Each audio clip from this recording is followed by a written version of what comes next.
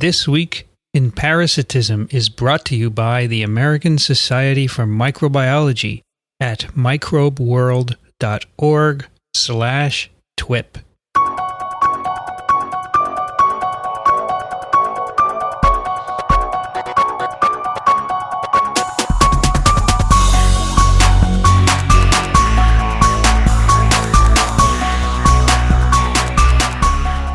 This Week in Parasitism, episode number 53, recorded on April 8th, 2013. Hi, everybody. I'm Vincent Racaniello, and with me is Dickson Despommier. Hello, Vincent. How are you, Dickson? Very well today, thank you. And you? Can't hear you. You can't hear me? There you go. Sure you can. Happy Monday. Thank you. It's a wonderful Monday out Can there. you pick up your boom a little? Just tilt it up just a tad. There you go. There you go. Boom. A little bit more. So now you can hear Good. my heavy breathing again. Well, you're going to be talking a lot, so it's not an issue. I guess. Do you have a good weekend? I had a fantastic weekend, Vince. First of all, on Friday, we twived on Friday. We now did. We're twipping. Wow. I accompanied. If I didn't know better, I'd think you were into this. Sorry, go ahead. You know I am. On let's see, Sunday, I guess it was, Saturday. We did this Saturday. I drove my wife out to LaGuardia Airport. She went somewhere? She did. She went up 34,000 feet in the air in an airplane marked 0G. Oh, cool. Did you wait while she did that? I did. You have to pay for that sort of thing? They do. How far up do they go? 30,000 feet? They went to 34,000 feet. And then what do they dive for how long? They do 14 dives. The first one they do is to give you the feeling of walking on Mars. Oh, how cool. And then the next one they do is to get you the feeling of walking on the moon. Yeah. And then they do 12 in a row where you're totally weightless. Where do you go out? Do they go out to the ocean to do Yeah, they this? go out about 100 miles outside of the airspace, and the FAA. You have to actually have a boarding pass. You have to pass security. You have to do everything just like you would on a normal But there are no airplane. seats on this plane, I presume. There are, and they're in the back of the airplane. Oh, you sit there, and then when they're ready, you get up. And Yeah, and they give you an astronaut suit, and they treat you as though you're training for astronaut. Was she? Did she like it? She had a fabulous time. Why didn't you do it too? There are reasons why I didn't go. You chicken? Nah, that wasn't one You figure of if it crashes, you're both dead. them. No, that wasn't it either. No, it's a fairly pricey deal, and okay. it's something that you wouldn't consider doing ever unless it was a lifelong ambition. And Marlene has been dreaming about this for years, and it's her birthday year. Let's just say there's a zero. Yeah. The 0 years for birthday years are She'll be 100. Cool, happy She'll birthday. be So I wouldn't spend that much money on that. It would be cool, but I would spend money on my podcasts. I hear that. But I was glad she did it. And then we went to hear Leonard Cohn, who was a cult hero of the 60s and 70s. He must be an old person. He's a member of the Rock and Roll Hall of Fame. And he sings, he's a Canadian, and he sings very interesting music, like almost like, three-penny opera, that sort of thing. It's got plaintive melodies and poignant, introspective lyrics, and his delivery is absolutely fantastic. So when I came into work today, I sat down, and one of my colleagues came in and said, "Gee, I had a great weekend." And I said, "What'd you do?" And he says, "I went to the Leonard Cohn concert. We were in the same building." Where was the concert? It's in Radio City Music Hall, so it seats 5,000 people, so it's pretty easy not to see somebody that you know there. Well, I'm glad you had a nice weekend. I had a great weekend. But I was working all Fabulous weekend. The women's basketball team for Notre Dame lost, too bad, but they had a good run of it. I was at an ASM meeting on Saturday. Where are you? Yes, in Washington, D.C. On Sunday, I prepared lectures. Right. By the way, I have a story for you. Please. Friday on TWiP, Yes. you said you were chipper. That's right. And you said, but not in the way of the movie. And I said, what? And you Which said, movie? Fargo. That's right. I said, no, I don't want to watch it. So Sunday morning, I was editing TWiP. Yeah. My wife sticks her head in my office. She said, there's this cool movie on. You should see it. I said, what is it? Fargo. Right. Oh, my gosh. I just heard Dickson say on the recording. What? Isn't that amazing, that coincidence? It is. But I didn't go watch it. Right. I'll see it. I don't like watching movies during the day. I think that's Really? weird. You're not in the mood to watch a movie during No, I like to watch them at night when it's Okay. dark out and That's you fair get enough. enveloped. But Steve Buscemi is in that film. I He like is. him very much. He is. And he wasn't feeling chipper, but his partner was. So the chipper came from chipping someone up, right? Yes. That It was- was a Coen Brothers movie, so Got it. you can imagine how gruesome it was. Now, today, Dickson, for Yes. this week in parasitism, you have selected yes. a paper for us to discuss. I did. And it's published in PNAS. Correct. It's a couple of years ago, actually. Yeah.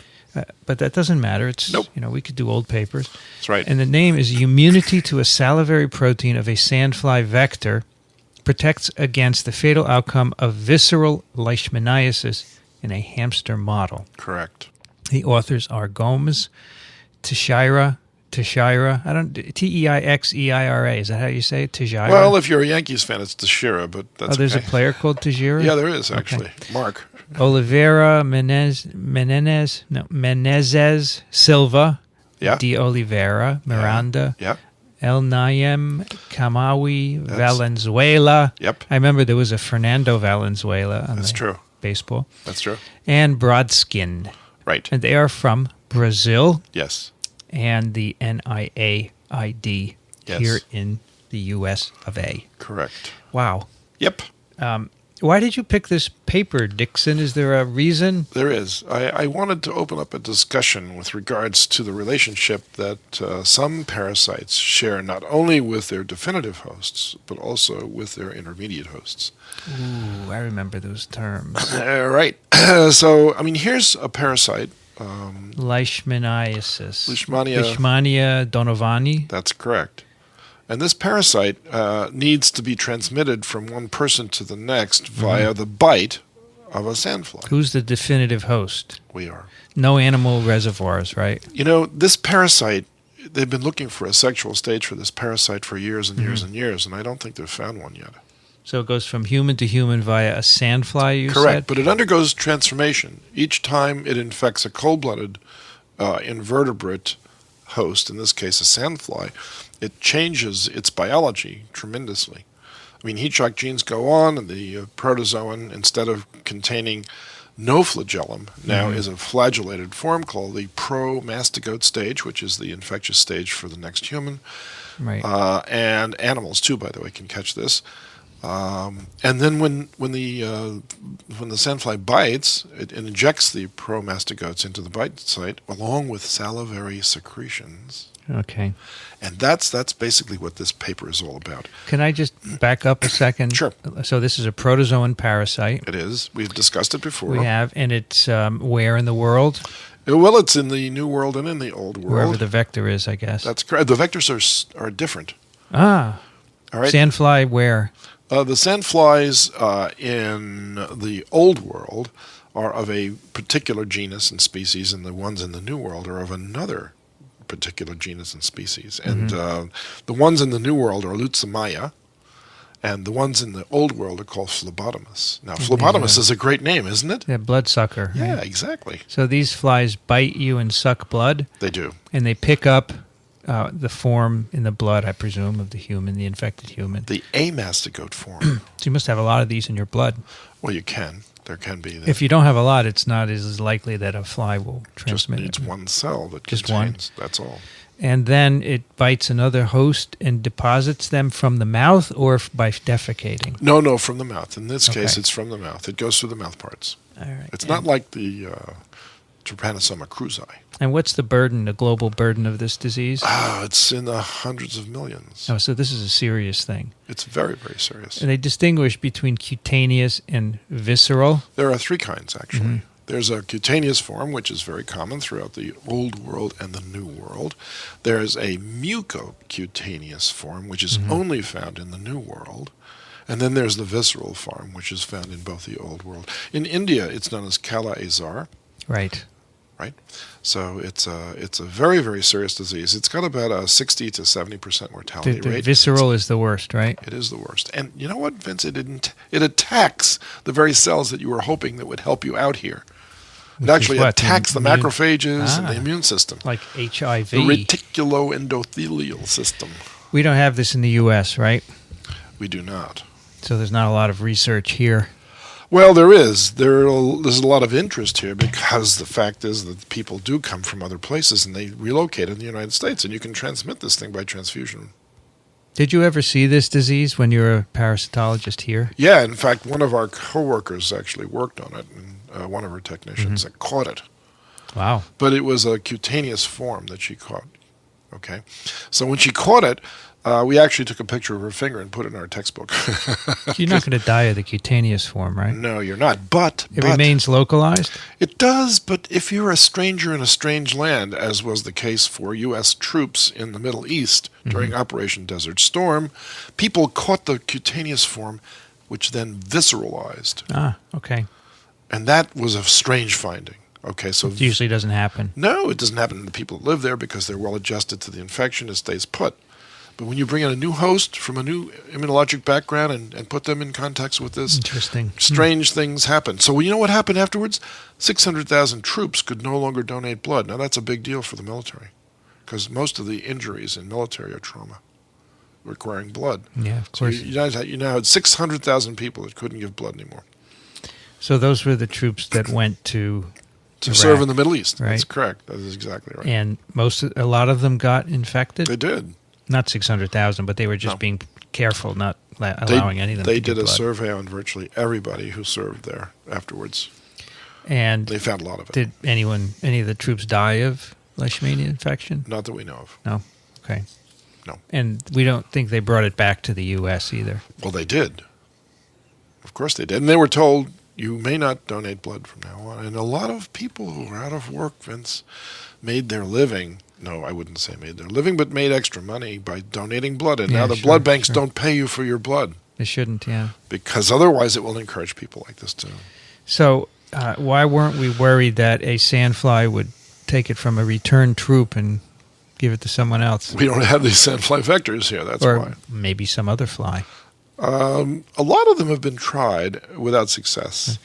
So Lucamia is one of them, and so we don't have sandflies. You're saying in the U.S. We do, but they're not the right ones, kind. They're not the right kind. And other vectors don't work. That's right. We have Culicoides, which is considered a sandfly. And by the way, I went to New Zealand. I think I might have mentioned this on another show, and they're calling black flies sandflies in New Zealand. So if they say, "Oh, we've got this terrible sandfly problem," then you look at the fly and you say, "Well, that's not a sandfly. That's a black fly. That's a simulium. That's totally different, and they can't carry this disease at all." Sandflies are tiny? They are. They're no-see-ums. They're little punkies. No-see-um. They're horrible. I mean, when they bite you, there's a little sting that occurs afterwards, and by the time you look down there, the sandfly is all gone. A sandfly is a colloquial name for any species or genus of flying, biting, blood-sucking dipteran. Yeah. Encountered in sandy areas? But there are particular ones that we refer to when we discuss the leishmaniasis group. All right. So this paper attracted your attention because there's a relationship between the secretions of the sandfly itself and the ability of the parasite to infect the host. The secretions in the saliva, you mean, of the sandfly? Yes. Do they have a pharmacopoeia just like mosquitoes do? They do. All biting insects do. In fact, that's one of the beauties of this presentation today, and that is that we can expand this discussion to include ticks, black flies, mosquitoes. So what you're saying, along with when they bite you, they deliver a variety of compounds. They do, and those compounds do all kinds of weird things. Which I guess makes sense. The parasite has evolved to utilize them in some way, right? It has, because before there were parasites, I think most of the denizens that have these pharmacopoeias in their salivary glands, they're not parasitized. So basically it's to help out the fly obtain their blood meal. It says here in the very first paragraph, together with the parasite, the sandfly injects saliva and promastigote secretory gel. It doesn't sound like something you could buy at CVS. Not really. No, what a great name for a product, though. This is true. What is promastigote secretory gel? I have no idea. Really? I'll be very honest with you. I don't know that term. What do you know what saliva is? Of course. I don't know what that is. Maybe one of our listeners out there. What is a promastigote? Promastigote stage is the stage that develops in the gut tract of the mosquito, and then in the hemocoel, and then gets into the salivary glands to later on become the infectious stage for humans. All right. Or other animals, I should say, for warm-blooded mammals. All right, I'm looking it up here. Please do. There's promastigote secretory gel is... That's probably something that the promastigote uses from the sandfly to initiate infection. It's a codependency that the parasite has developed. Metacyclic promastigotes occurred mainly in the thoracic, midgut, and cardia. Right. Coincident. This is in the fly. Yes. Coincident with the accumulation of a promastigote secretory gel plug in these anterior regions. The gel-like plug was isolated from flies with mature infections and found to contain predominantly leptomonad promastigotes. So it's basically a breeding site thing where all these promastigotes are yeah. delivered as a kind of gel to the host. Right. But that's not part of this story anyway. No, it isn't, because it continues, and it says that saliva, these saliva secretions from the sandflies, contain a variety of potent and pharmacologically active components that favorably change the environment at the feeding site. Right. So that's very interesting. So what are those components doing? And so one of them... Are they protecting the fly? No. They're allowing the fly to obtain a blood meal in a very rapid I guess there are anticoagulants in there, too. That's one. Yeah. What else do you think is there, Vince? Anesthetized things? Number 2, so you don't swat yourself and get rid of these things. Number 3, I'll give you a hint. I'll draw it for you with my hands. Dilators. Vasodilators. Absolutely right. Yeah, that makes a lot of sense. And things that would make the blood vessels permeable. Right. Like TNF-alpha does. Right. So think of all the biting insects, right? And arthropods. Well, I'd rather not. But, okay. Well, this is the season, by the way. Yes. 20 degrees today. We're in the tick season right now. The ticks are out. They're looking for a new host. They're all clinging with their little legs. And what have they been doing all winter? They've been just sort of laying back and watching a little television. And, well, they're alive all winter. They can live a long life. Remember, adult ticks can last up to 50 years without feeding. So what does the saliva do?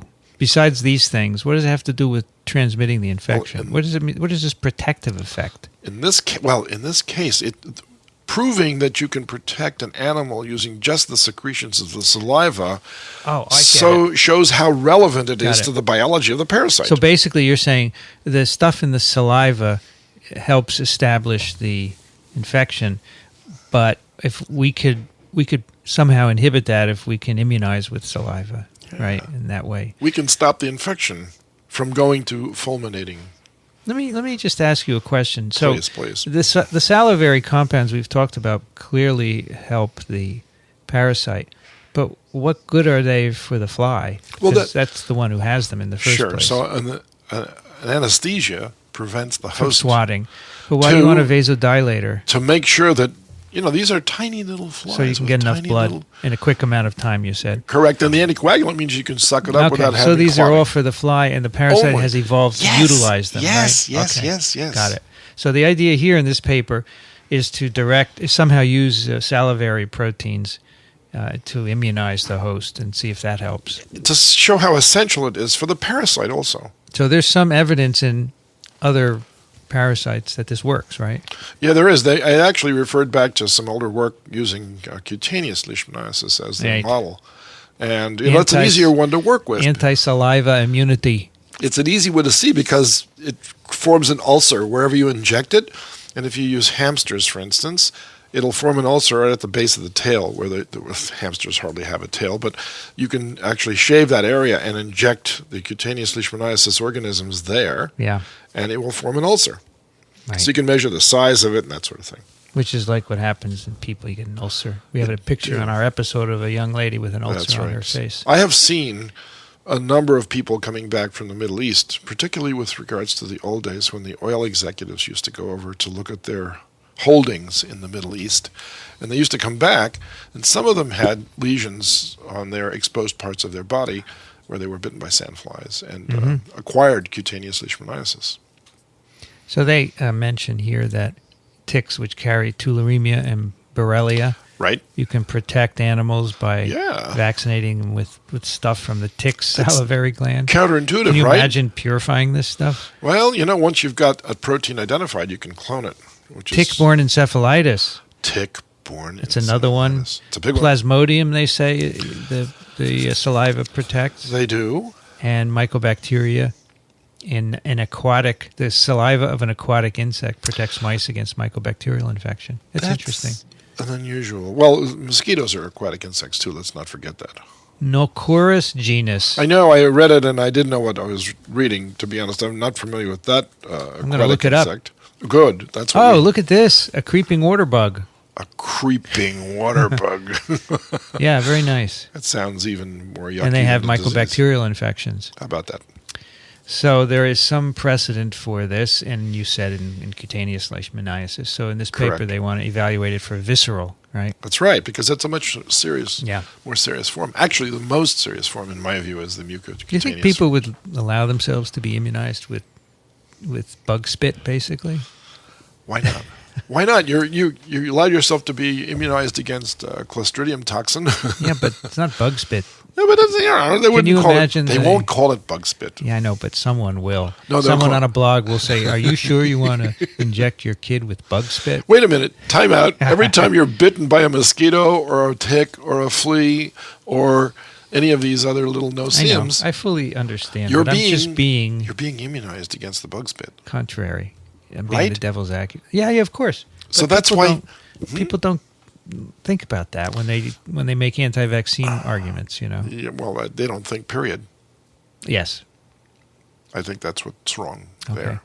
So they should all be forced to subscribe to Skeptic magazine. If we could make a salivary vaccine that would protect against visceral leishmania, It'd be amazing. This would be really good. It'd be amazing. So here's the evidence that you might be able to do that. Right. This paper is a seminal paper that says not only does this apply to cutaneous leishmaniasis, but also we can do the same thing now for the more serious 80% mortality rate visceral leishmaniasis. What's the model? What do they do? They use hamsters.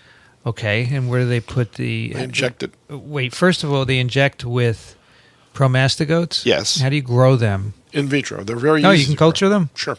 So no problem. You grow a bunch up and you inject them in the ear, I think. Yeah, right? you use an insect tissue culture medium called Schneider's medium. Yeah. And it's kept at room temperature.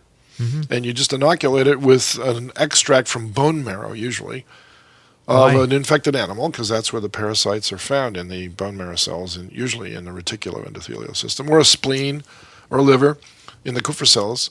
So you take those tissues and you macerate them, you release the amastigotes, and bring them down to room temperature and put them in an insect environment. Right. And voila, the next thing you know... We got them. You got them. And if I had my textbook here, I could show you which... It's here. Which... I can get it if you'd like. Would you like to do that, Vince? Because I can show you which figure that represents, so that anybody that wants to go online and check it out, they can see it. Right there. Yep. There you go. It is. It's visceral leishmaniasis. And let's go back to the other leishmaniasis. Because they all look alike, by the way. When you start to look at these organisms under the microscope, the fact is you can't tell them apart. They're almost identical. So they put these leishmania in the ear, and then I presume it gets into the circulation and it goes visceral, right? Correct. Because then they assay the number of parasites per gram of spleen and liver. So that's the target organ, or one of the target organs. That's right. And it takes a long time for these organisms to actually grow up. So in 2 months, they have 1 million per gram. Right. And then 5 months later, they have 10 to the 11th. And the hamsters die at that point That's because huge. they can't support it. Of course it's huge. By the way, there's no picture, there's no photograph of a promastigote, but there is in the life cycle drawing on page 19. So they say that infected hamsters present clinical and pathological signs of parasite visceralization. Yes. Which means they're growing in the That's right. viscera, their internal organs, right? That's correct. Hepatosplenomegaly. Yes. So an enlarged liver and spleen. Correct. Hypergammaglobulinemia. Correct. Which is a lot of antibody. Which is like a multi-B cell stimulator without any specificities. And cachexia. Was that wasting? Yeah, that's right. It is. Okay, they all died within 5 to 6 months. That's right. So that's your assay, right? Yep. Now, can we prevent this? Prevent what? That's the point. Prevent what? And that's a good question. This paper addresses certain issues, and the one thing that they could prevent in using the protocol that we'll come up with is the death of the animal. But, and there's a big but here, they didn't prevent the infection. But they really knocked it down, no? They knocked it down to the point where the host can tolerate the infection without actually dying. And we know that they're infected because there's an immune response. Right? Well, not only that, they can isolate the organisms. There was just a reduced number of them. All right. So what is the vaccine that they're using here? Well, what they did was they took a cDNA library from the salivary glands of the vector, Leishmaniasis, Sandfly. and they cloned, using a DNA vector, the dominant transcripts that they could get from the saliva. Right. And they ended up with, I think, 4 DNA constructs. They had 16 plasmids. They did. Originally, and 4 of them, when they stick into hamsters, induce an antibody and cellular immune response. Except for 1. 4 induce an antibody. And if you look at table 1, 4 of them, you see LJM 19, 11, 17, and they get antibody and cellular response. Right, but the 19 had something special about it, right? Well, that was next. This is the preliminary stuff. Right. It says here, though, that the LJM19 immunized hamsters were the only group that produced a strong delayed type hypersensitivity response, but did not produce a detectable antibody response. It's obvious. So 1 out of the 4 didn't. What is delayed type hypersensitivity? It's Dickson? the basis for the protective mechanism against leishmaniasis. What actually is it, though? Is it antibody-based? No. It's cellular-based only. It's a T-cell-based immune response. That's correct. So they took these 4 plasmids that were immunogenic, and this one among them was weird because it made delayed type hypersensitivity. But didn't By the way, do you know how antibodies. to measure a DTH, as it's called, response? In a hamster, I do. How would you do it? Well, you inject something that would induce that, let's say like kill tuberculosis organisms like BCG, and then you use an actual micrometer.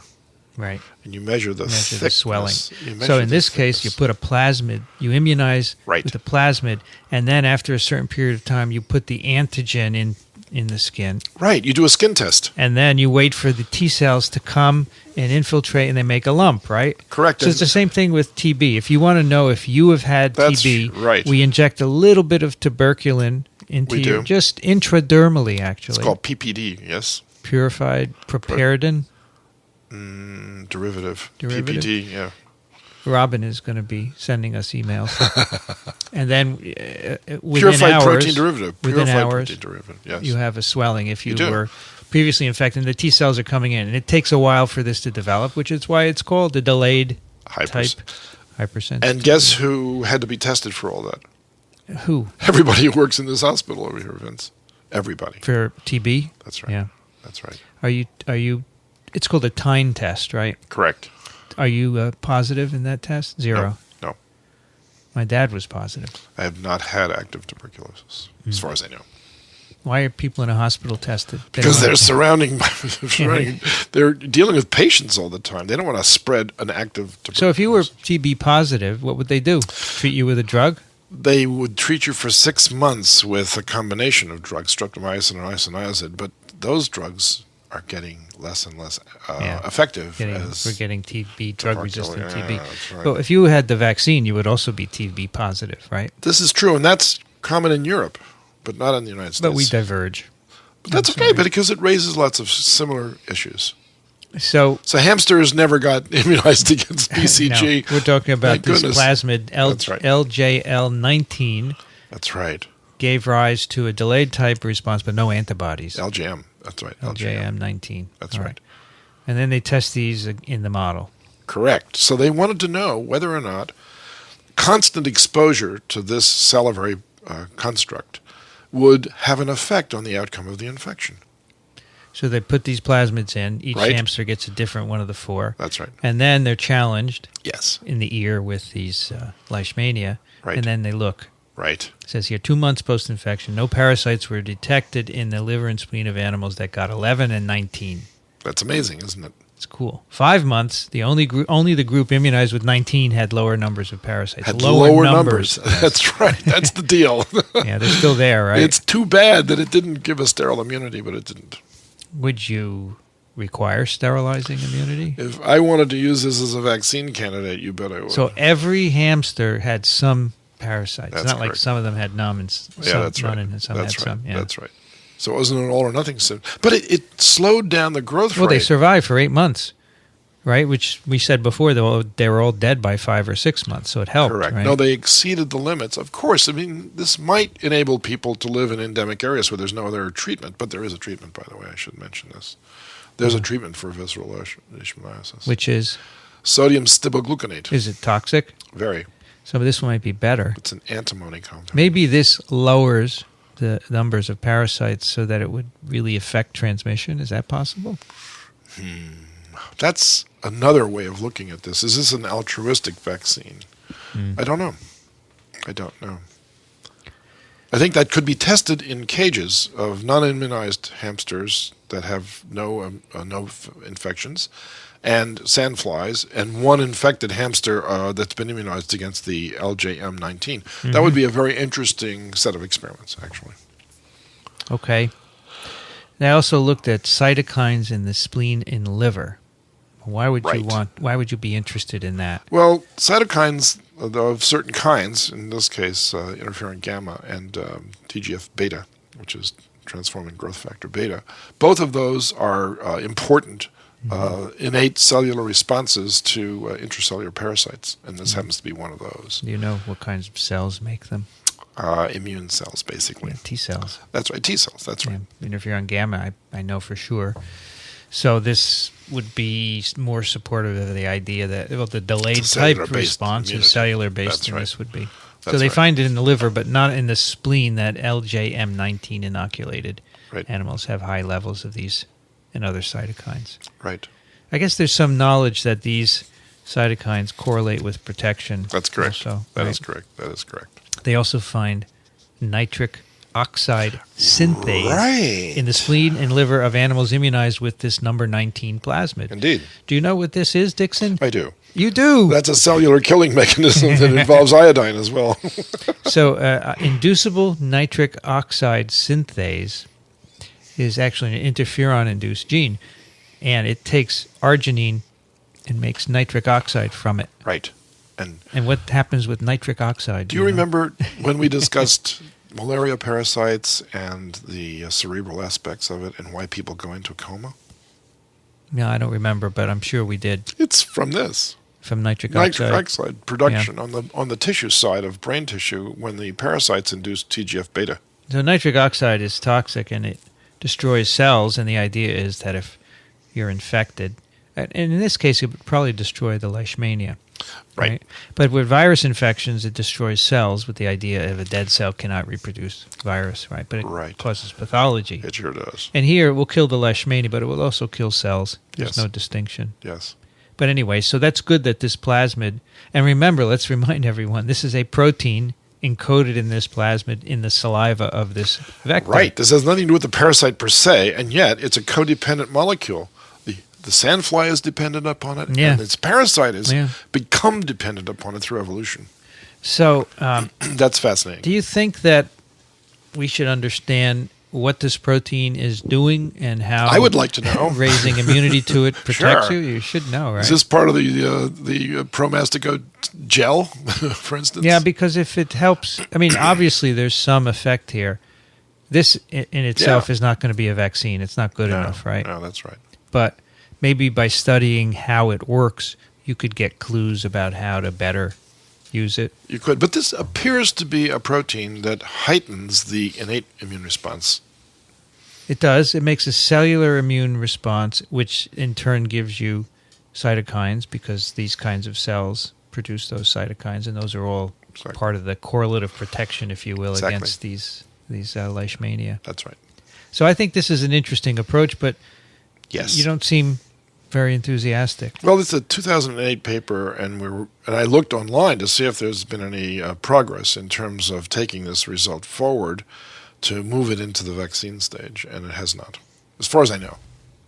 Now, I could get letters from Tom Wellham's group saying, "Oh yeah, it has." I just Why missed do you this. think this is a problem? Well, because I think because the molecule didn't cause a sterile immunity to result, and you can't give a vaccine. Well, you could. I mean, that's certainly the goal for malaria, is just to reduce the parasite burden down to 50% per person or something like this, so that you don't die from it. In this case, it prevents lethality, and I think that's great. But it could also, what else? What would be the disadvantage of immunizing people using just this molecule? And it's you could imagine, well, it'd be expensive, first of all, although if it's a DNA vaccine... It's not so bad. It's not so bad. No, DNA is cheap, and then you can inject it with a DNA gun. It's pretty easy to do. I mean, people are looking into that for other vaccines, like some of the HIV vaccines, they use DNA. Yeah, the biggest worry from my standpoint would be, what is the long-term effects of a chronic infection with Leishmania donovani? Because this will create that situation. That could be bad, yeah. And then, do these people work less? Do they are less happy? Are they? You want to have no parasites around. Right? I would prefer that. Because what you're going to do, if this worked, you would give it to the population with the idea that it prevents infection, right? Yeah, it prevents death. So do you think this protein alone is not enough immunizing with it? Well, do you need something else? There's another issue here, and this is a result in hamsters. You think hamsters are not people, Dickson?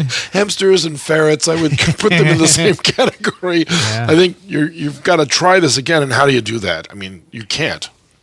The ethicality of this is just so overwhelming. If you had several animal models where injection of a DNA protected against parasites infecting you, you could do a clinical trial in people with that. That would be fine. You could. Because I don't know how much reduction in parasite burden you would need to be able to go forward to a clinical trial. The point is that when you can identify an endemic zone for Leishmania donovani, what they try to do is eliminate the vectors. And they do mass treatments, that sort of thing. Yeah, but there's plenty of Leishmania around, right? There aren't too many left for Leishmania donovani. So you're saying that you cannot give this... Ethically speaking... Because you have to spray the mosquito for the sandflies. You have to do more. A vaccine is not the right approach in this case. So we're never going to have a Leishmania vaccine? No, I think we'll have a Leishmania tropica or a Leishmania mexicana or any of those other cutaneous forms. We have a vaccine already, but it's a live attenuated vaccine, right? The live attenuated vaccine is the same for smallpox, Vince. You take an ulcer that's healing, right, and you take the Leishmania organisms from that ulcer and you inoculate them in a place that's going to leave a scar in a location on your body that you won't be visible on, okay? Like on the buttocks or something like this, rather than on your face, which it could occur on.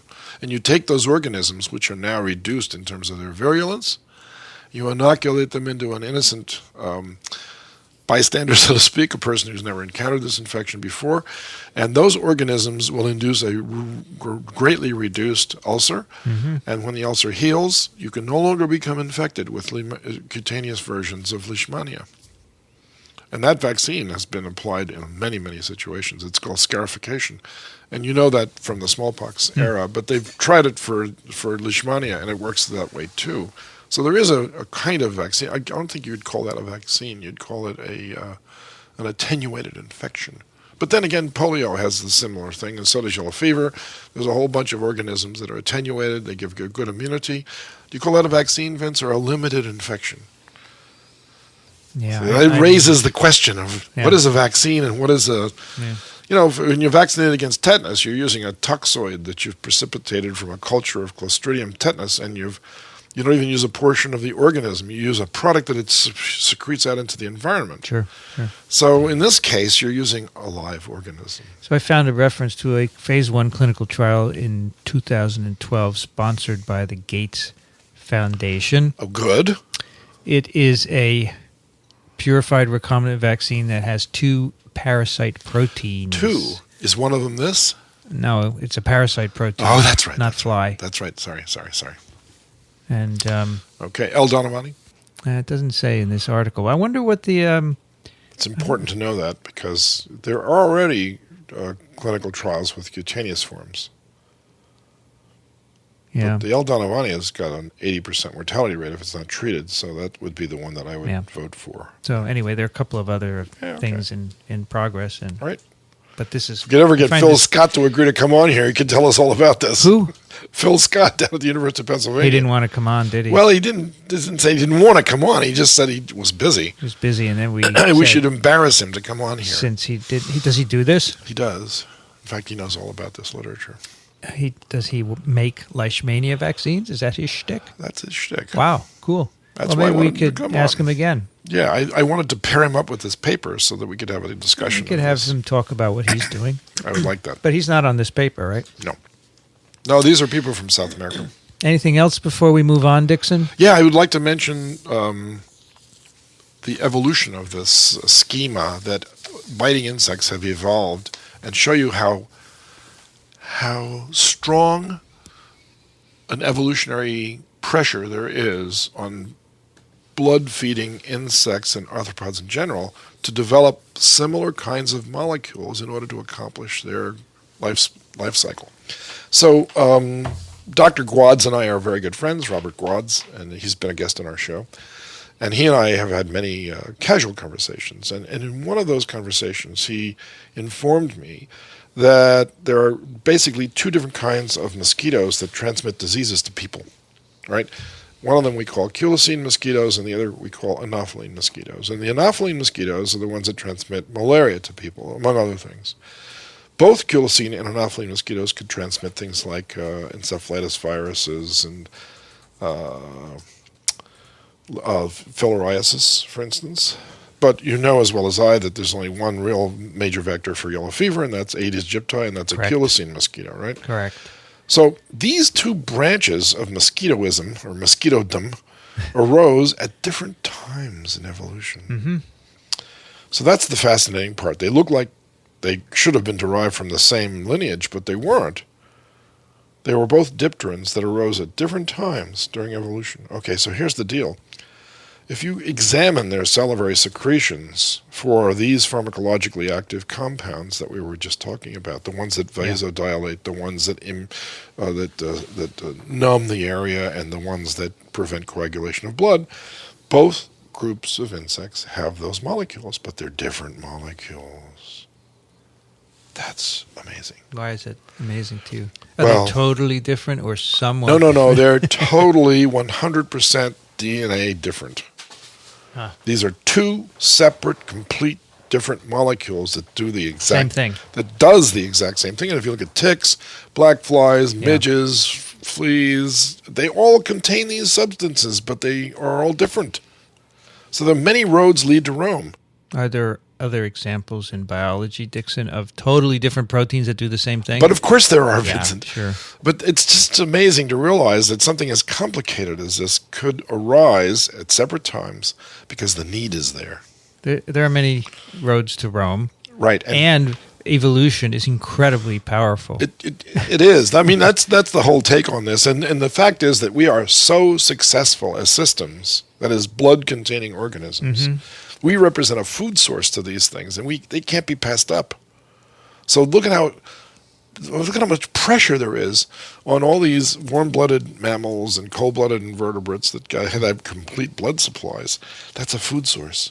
And how do I take advantage of it? Without killing them. I don't want to kill them, Vince. I don't want to bite off a leg. I don't want to chew off an ear. I want to just suck a little of that blood. I just need a little bit of it, okay? Because then I can carry out my whole life, and you'll go on your merry way, and I'll go on my merry way, right? And we'll never meet again. I just want a little bit of your blood. Come on, you can do this. And so that's the pressure. And eventually, all these tumblers get twisted on the vault, and all you hear the tumblers fall, and you can open them. Oh, there's my host. Oh, thank you so much. And then in walks the Aedes aegypti, and in walks the anopheline. they both feed out of the same trough using completely different mechanisms. I'm just knocked out by that. I mean, I know we have a lot of listeners that have no background in biology per se, but enjoy the stories, and that's one story that I wanted to tell based on what we just discussed. Yeah, not only are parasites interdependent upon these secretions, but these secretions vary with each group of blood-feeding insects, and yet they're all there. So that's right. Those are my thoughts. The broader implications of parasitism. Yes. You know, we've talked about this a lot in previous episodes. It's really cool. Yeah. Could we have if we got rid of all the parasites one day? I'm just talking about leishmania and schistosomes and malaria and the hookworms. And could we do that? And would there be an impact on the globe that would be negative? Let me just tell you. Couldn't get rid of it from the animals, aside from humans. No, we couldn't do that. But, and that would be enough for them. So that's a good question, Vince. Look at human populations around the world. And many of them live in places where these vectors are not found. So you can ask the question, what's the difference between people living in an endemic Chagas disease transmission zone and people living outside that zone? Well, there are differences. Or how about from Africa to the United States with regards to worm infections? What happens when we sanitize? Crohn's disease. So in Scandinavia, do they have parasitic infections? Sure. Which ones? Toxoplasma like crazy. Right. Okay. They have Diphyllobothrium latum still, which is a big tapeworm.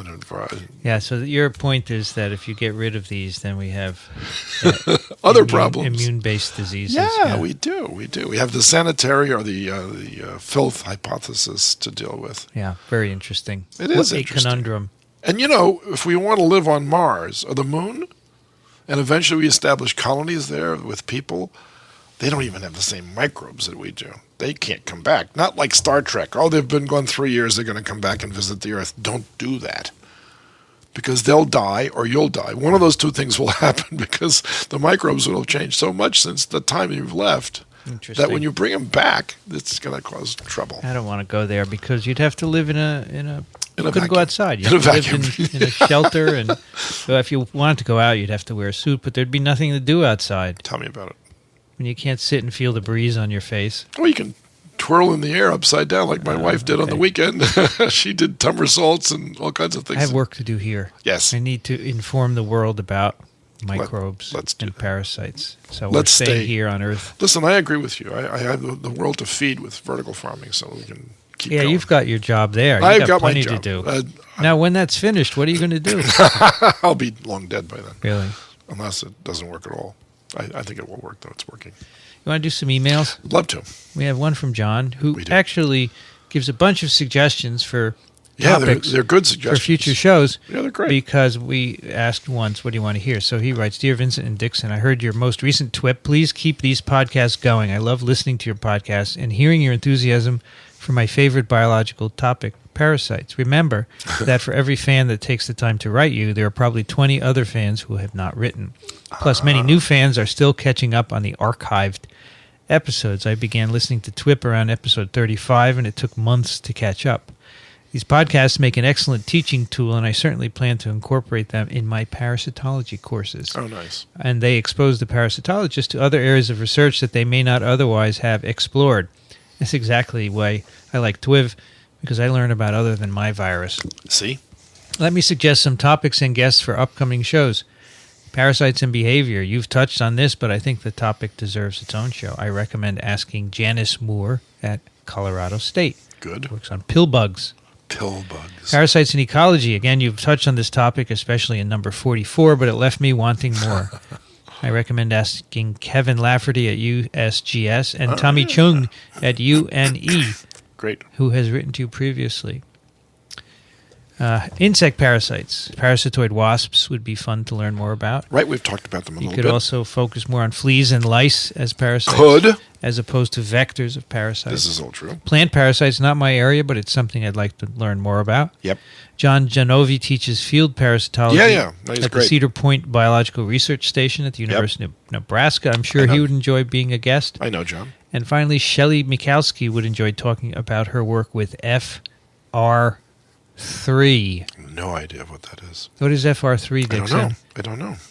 But apparently it's got something to do with filariasis. Yeah, the microfilarial stage of filarial nematodes in their arthropod vector. Oh, yeah, that would be cool. FR3, sure. Peace. Sure. He ends it with peace. Nice. That's nice. We will approach these people, okay? Yes. Dixon, you want to read the one from St. Aardvark the Carpeted? I would be happy to read it if I understood what it was. But that's his name, St. Aardvark the Carpeted. Well, that's a remarkable name then. Hi there. I came across TWiP, TWIM, and TWiV recently after following a link from this article. Oh, we've been linked. You know, St. Aardvark the Carpeted has a website. saintaardvarkthecarpeted.com. Interesting. Right. So he said. So this is a what he links is a National Geographic article by Carl Zimmer. Right. And he linked to us. Actually, he linked to TWiP, and which is very nice that Carl Zimmer linked to us. Okay. Carl's a good guy. I have noticed, Dickson, and I want to complain a little bit. Oh, dear. You want me to complain? No, anyway, there aren't go for many it. science writers who link our shows, and I don't understand why. Well, I was just on a podcast last Friday from a group out in Los Angeles that loves this show and listens to it all the time. Writers like Carl Zimmer would be great if they linked us more often so we could get more listeners. I mean, it's not like we're taking away their bread and butter. I would agree. Anyway, go ahead, Dickson. I'm very sorry to have interrupted. No, not at all. So he lists this article in the National Geographic, and it's a study on norovirus. Apparently it involved human volunteers. So he said, I downloaded the episode and was aghast. The idea of volunteering for a norovirus study was incredible. The entire episode was fascinating. I could not stop listening and ran around afterwards telling everyone about what I'd learned. I added all 3 of your podcasts to my regular listening and will be catching up on all old episodes as well. I'm not a scientist, but an interested amateur, and the level of detail is great. I'm learning a lot, and I'm challenged to learn more. The atmosphere is great, the guests are wonderful, and for the record, I love the digressions and the weather reports. They make it feel comfortable and casual. I'm sending this to TWiP because I just listened to the episode about malaria and was sad to hear that you're considering giving it up. Well, that was a joke. It was an April Fool. We should have done that on April Fool. Please don't. The episode was fascinating, and I'm currently downloading more back episodes. I hope you continue to produce more. Thank you very much for your work and the generosity of you and all your guests. It wasn't a joke, but we just decided to explore it and see what everyone said. And if no one cared, we would just stop. That's true, but apparently they do. The next one is from Tom, who writes, a few months ago, my wife asked me to look at and photograph a moribund grasshopper lying atop the leaves of a bush in our front yard. Dixon, you know what moribund means? Yeah, it means it wasn't feeling very well. It appeared to me that it was a grasshopper covered with eggs. My wife wanted no more such grasshoppers, fearing they might eat some plant she treasured in our garden. I knocked it to the ground and stepped on it and kicked it under the bush. I did immediately send the photo to my friend who has a PhD in entomology, and she informed me that those were not eggs, but a rare form of grasshopper mite. The mites had infested the grasshopper and killed it by sucking its vital juices. Very cool. She wanted to know if I could find the dead grasshopper and stick it in a Ziploc bag and cool it with dry ice and give it to her. She had contacted the leading mite expert in the USA, I think some fellow in Michigan, who said he could only identify the species with certainty if he had one to examine. Roger that. By this time it was the next morning, and while I did find the grasshopper's remains, alas, the mites were gone, I suppose, because the grasshopper was dead and no longer capable of giving them a delicious meal. Of course. I did provide her with the carcass with the hope that there might be a mite or two left on the carcass, but apparently there were none. Have you ever studied or become aware of mites of this type before? No. I did learn there are grasshopper mites, but the common ones look nothing like these. You just never know when you will find something rare. Right. I've added my photos to my Flickr account, and he sends us a photograph. Right. And this man, Tom, has sent us pictures before. I don't know if you can click on that on your iPad. I can. Dixon, but you will see a picture of... It's an eagle. Yeah, he's up to an eagle now, but the mite-covered grasshopper is somewhere in there. I'll put a link directly to that. He also has very a talented picture photographer of a beaver he photographed a couple of days ago in a pond, in one of the ponds near his house. Wow. A beaver. Wow. So very, this very is talented photographer. Really nice stuff here. Yes. And one of them is the mite-covered grasshopper. Right. Is that right? Maybe not. I don't remember. Maybe there is no photograph of a mite. Do you know anything about these grasshopper mites? Nothing. Someone might. It's a joke. We'll get someone who knows. Correct. Want me to read the next one? Yes, please. I believe it would be pronounced Ree. Writes, hello, professors. This is Neko from New Zealand again. I just listened to TWiP episode 50. You mentioned you haven't gotten any email and you might stop your podcasts. Now that you've mentioned it, I can imagine your mailbox is overflowing with email from all over the world. But here's another one from Land of the Long White Cloud. When I started listening to TWiP, I was fascinated, but also couldn't help feeling uncomfortable. I used to love steak rare, but I no longer feel like risking it. I can't help but cook them well done for my family now. I now wash my hands and cutting boards, often with detergent after handling raw meat. On the other hand, I can eat pork without hesitation after defrosting. Excellent. All thanks to your educational podcasts. If you are looking for some ideas for future episodes, I'm really interested in food safety, just everyday risk factors and preventive measures associated with parasites.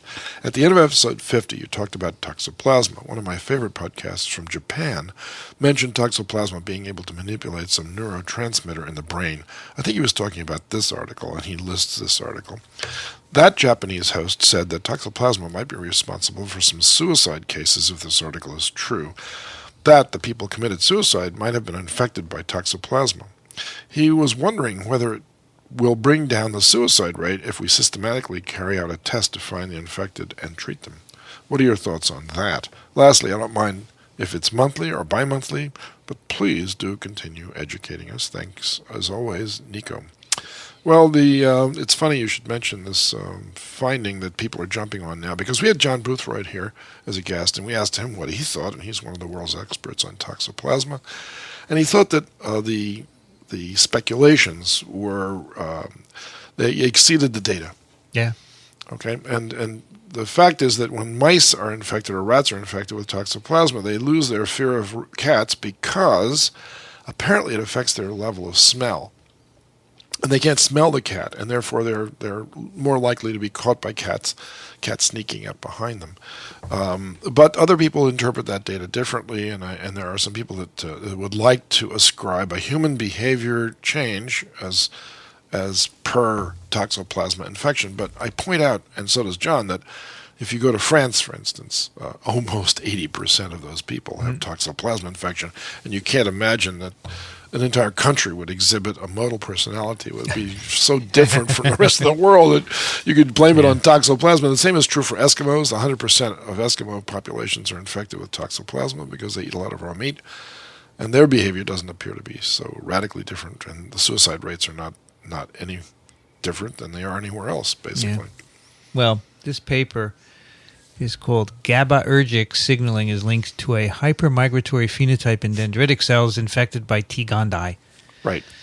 And the bottom line is that GABA is a principal inhibitory neurotransmitter in your brain, and it may have activation functions in the immune system that might be hijacked by.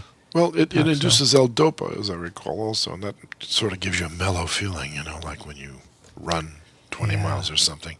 It's that thing that kicks in, back. Really. Yeah. The other... you get that when you exercise, Dickson? I do. Good. I do. It makes you want to continue to exercise, basically. That's what it does. Alexandra writes, Dear TWiP, I recently wrote to TWiV to express my admiration and ask a question about viruses of fungi. However, I have not previously written to TWiP, though I listen to it almost as often. I am an undergraduate, and I work as a tutor for the biology survey class, which all new biology majors must take.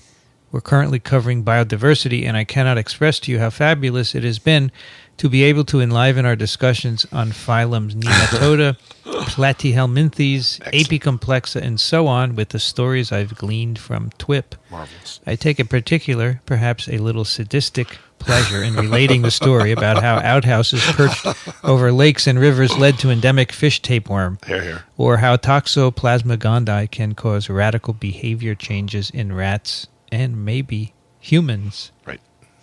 Every now and then, I even manage to turn on another person to TWiP, TWIM, and TWiV. Keep up the good work. You help to remind me of the inherently joyful and curious nature of science, which undergraduate coursework often obscures or obliterates entirely.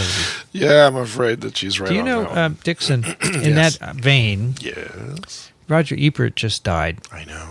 And he said a lot of cool things in his life. Pretty sad. Do you know, he said something which I think is very cool. Yes. And let's see if I can find it quickly here. Here we go. What I believe is that all clear-minded people should remain two things throughout their lifetimes, curious and teachable. Here. Isn't that great? It is. How great is that? Of course. As opposed to the guy he used to oppose with regards to the movie reviews. They just put on an act. They were very good friends outside of that. You think? Yeah, sure. You want to read Peter's? Sure. Glad to. Peter writes, "Hi, guys. Another tool for field work." And then he lists a parasitologist's site. Oh, parasitologists fight disease in Africa using low-cost iPhone lens. Right. They have outfitted an iPhone with an $8 glass lens and flashlight to make it into an inexpensive field microscope. How about that? It lets them search stool samples for eggs, including hookworm and roundworm. Very cool. Does that make sense to you? Yeah. Here, you could take your iPhone, you look. No. And why would you want to see eggs in stool, Dickson? Then you would know whether or not that person might have a serious problem. Like Ascaris or Trichuris.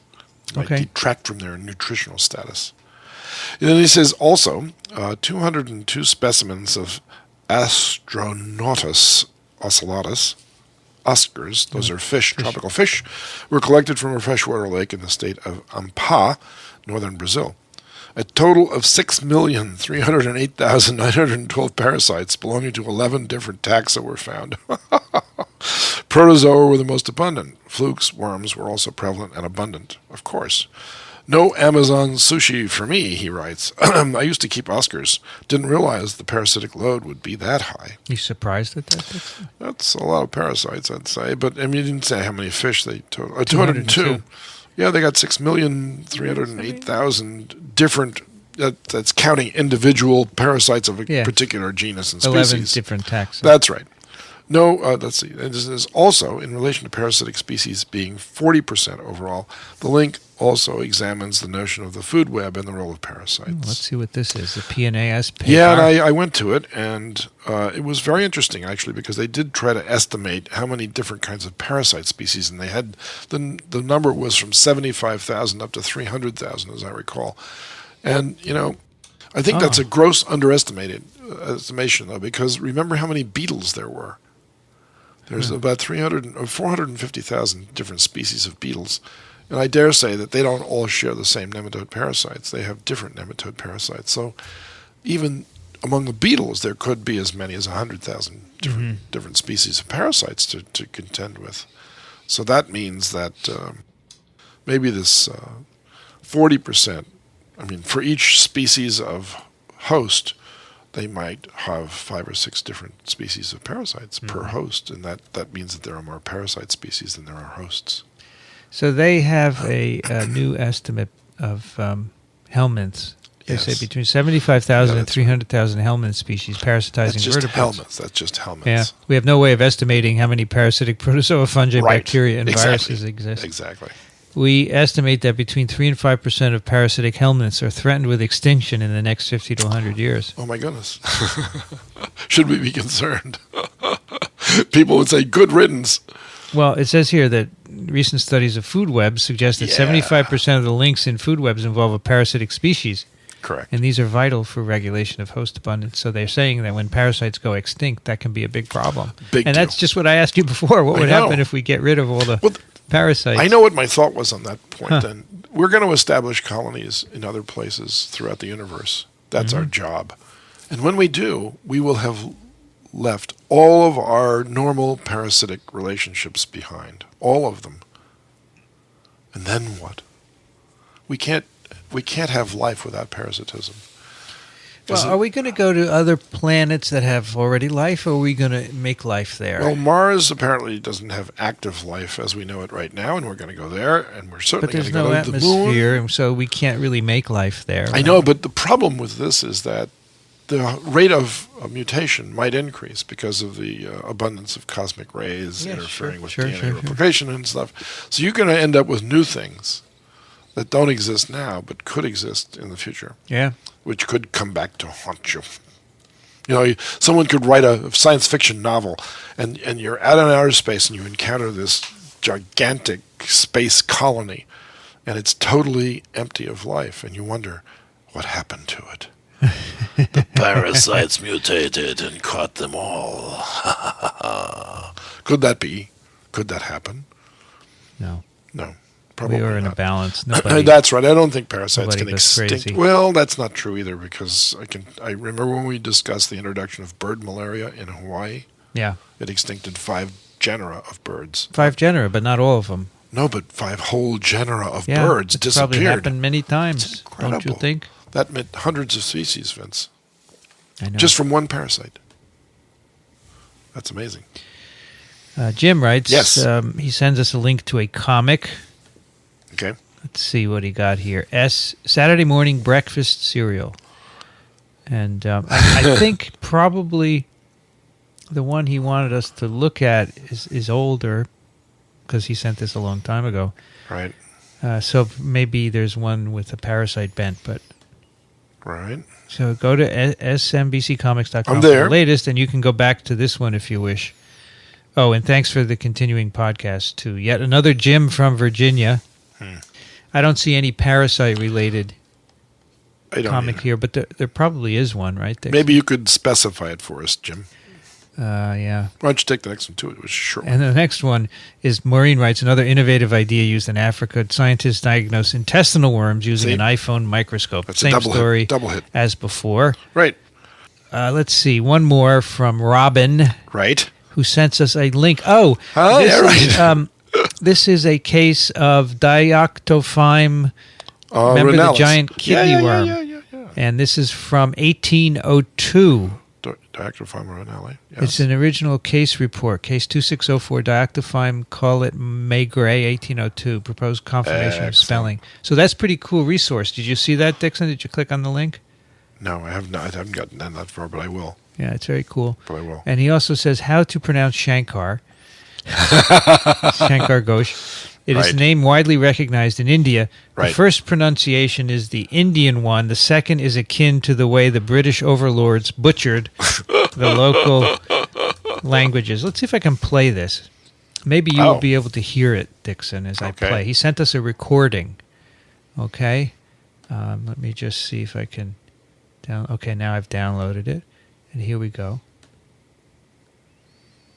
Is it playing? Don't know. Hang on. Turn up your volume. Oh, it's on my... What's it? It's on my... you can't hear it because we have our headphones it's on. I'll play it on my big machine. No, that won't work. Anyway...